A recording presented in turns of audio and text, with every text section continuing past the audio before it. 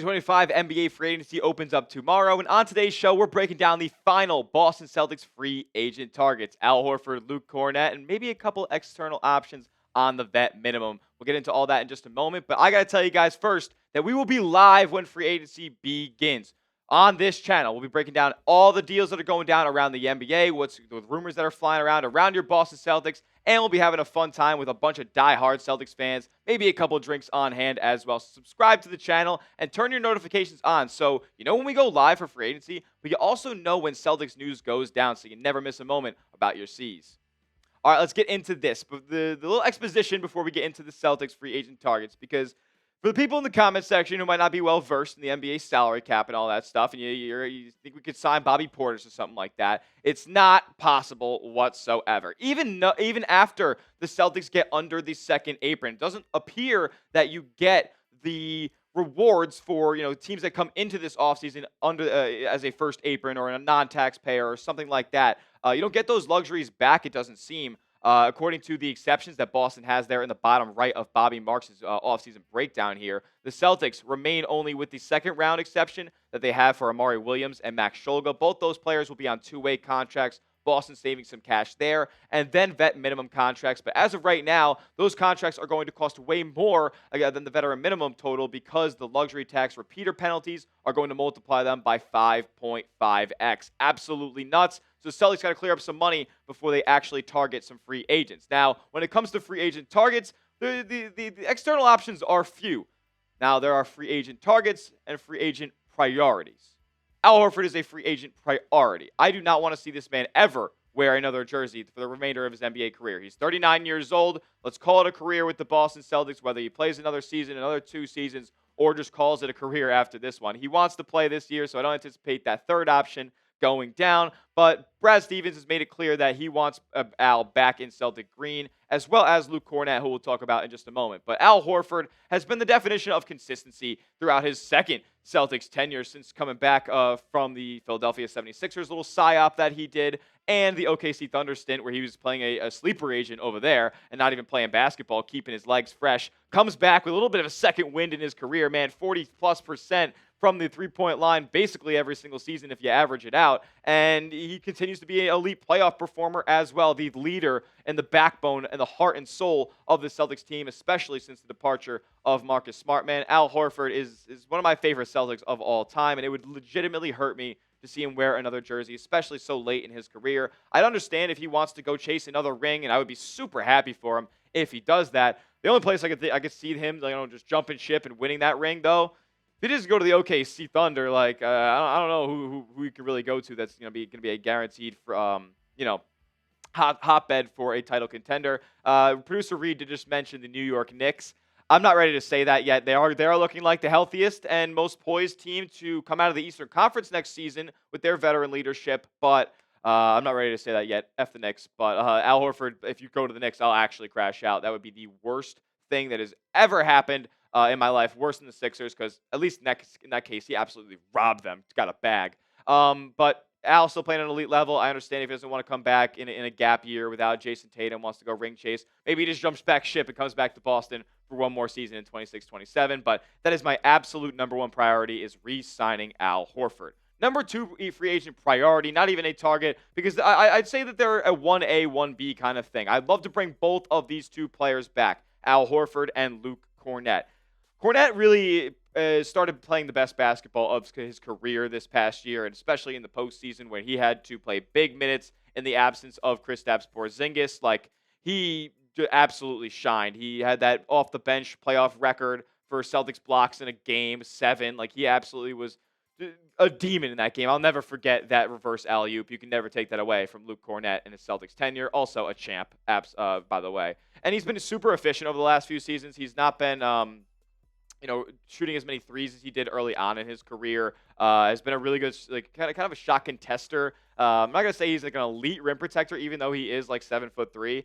But he is, that coveted, short corner jump up for to contest corner threes to block the rim. That is always the funniest thing that he loves doing. But he really has been a great connector on the offensive end as well, passing in the short roll and all this stuff. But I really do think that Kornet, it could be due for a little bit of a new payday this offseason. And he is playing the best basketball of his career right now. At age 29, how big of a leap could he take beyond that when he's going to be seeing more on his next contract than he did on his last? Brad Stevens talked about bringing both these guys back, though, after the round 1 of the NBA draft, saying, as you look at the rest of the team and what we're trying to do, there is no question our priorities would be to bring Al and Luke back. Those guys are huge parts of the organization. They're going to have, I'm sure, plenty of options all over the place, and that's well-deserved. But I think that would be a priority.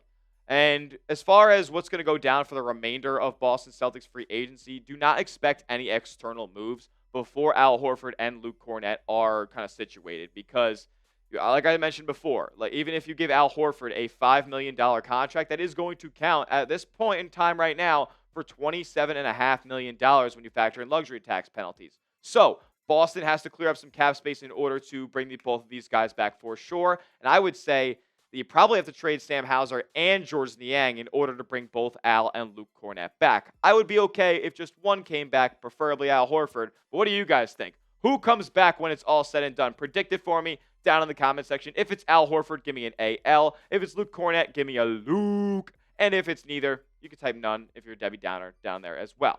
And before we get into some external Celtics free agent options, got to tell you guys about the Celtics draft tats that we have with our friends over at Fanatics. This link right here below, chatsports.com/Celtics draft. Get yours today in the Kelly green, or you can get it in the white top and the brim that is green as well. This link right here, chatsports.com/Celtics draft. I'll put that in the comment section and description of today's video as well to make it easy for you guys. Go get yourself some fresh Celtics draft caps today.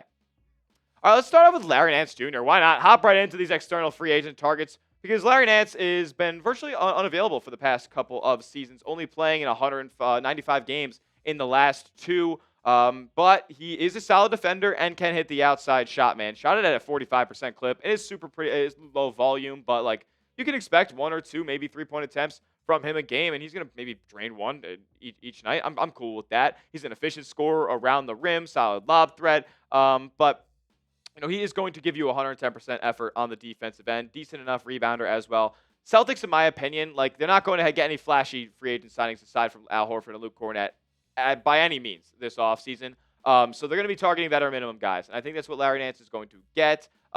Free agent market is kind of dry this offseason when you couple, teams' financial situations as well as, the skill level of the free agency class as a whole. So Larry Nance is going to be one of these guys that's going to get a vet minimum deal, and you bring him in for some defense. And kind of like what my mindset here is with Boston, like you have to get some more NBA-ready bodies on the bench. Like you're still going to try to compete in the Eastern Conference next season, and we're slowly creeping into the territory if you trade away Sam Hauser and Georges Niang, where your bench is kind of looking a little nixy from last year. Like you don't really want Peyton Pritchard and a bunch of non-NBA players the rest of the way, especially if you bring only one of Al Horford and Luke Kornet back. So Larry Nance Jr. is a name I'm keeping my eye on. Chris Boucher, we can talk about as well. He's 33 years old, so he's getting a little bit up there in age, but still averaged 10 points a game last year, 5 rebounds, like kind of a little late wind in his career. First time in a while averaging double digits on the season. And, he's been a solid rim protector throughout his career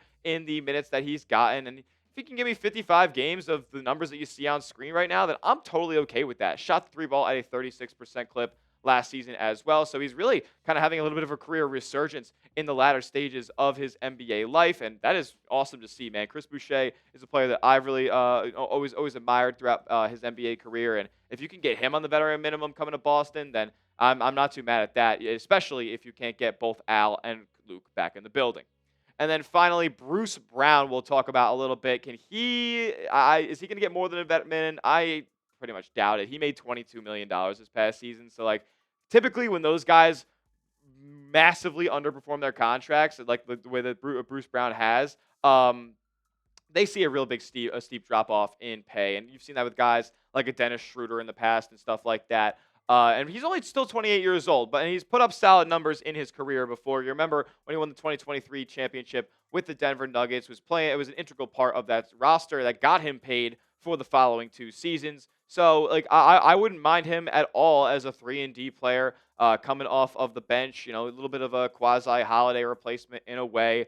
And you just have some more NBA ready bodies for Boston because I just think filling the roster out with Pritchard and then maybe one of the centers, if you get both of them off of the bench, and then the rest of it is just second round draft picks and Hugo Gonzalez and Baylor Shireman the rest of the way.